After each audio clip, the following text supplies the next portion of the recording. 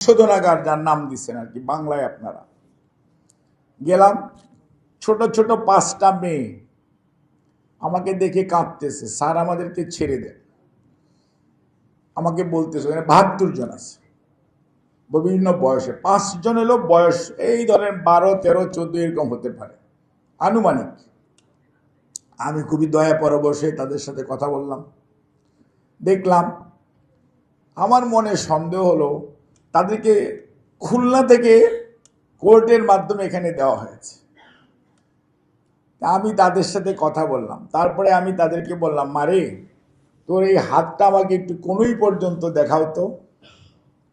কোনোই পর্যন্ত যায় যখন দেখতে গেলাম 4 জনের হাতের মধ্যে কম হলো 100 করে ব্লেডের দাগ, মিনিমাম 100। তা আমি বললাম যে ঢেকে রাখো।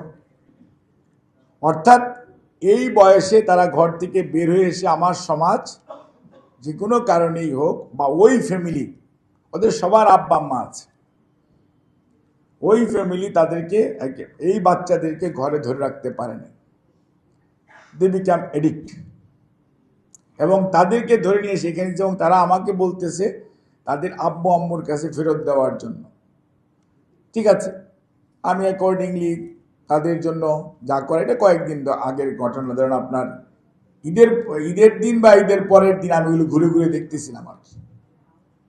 এখন এই যে একটা স্টোরি, এটা কিন্তু পথশিশু, আপনার নাম দিবেন যে এরা রাস্তার মধ্যে ছিল, খুলনা শহরের ময়লাপোতার থেকে ধরা হয়েছে।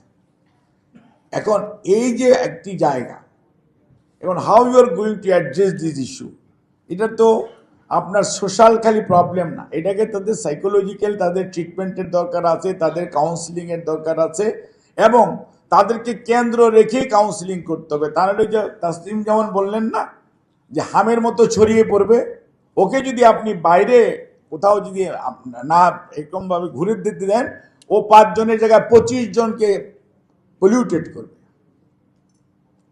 এখন এই জন্য কেন্দ্রেরও দরকার আছে।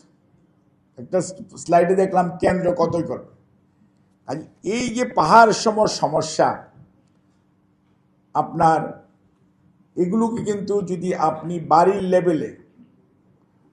লেভেলে নৈতিক এডুকেশন যদি আমরা অ্যাড্রেস করতে পারি, তাহলে কিন্তু আমাদের সমস্যা অনেকটা কমানো যাবে।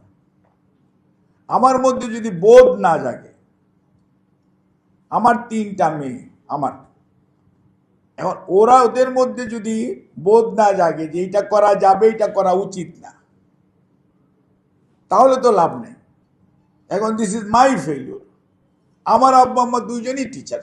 আমার বাপ তো মারা গেছে, আল্লাহ বেঁচে নেই। আম্মু এখনো এবার কেড়ে, শি ইজ ফাইটিং।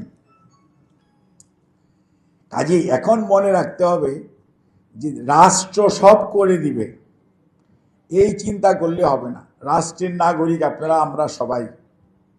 রাষ্ট্র একটা লেজিসলেশন বা একটাই করে আপনাকে হেল্প করবে, কোঅপারেট করবে।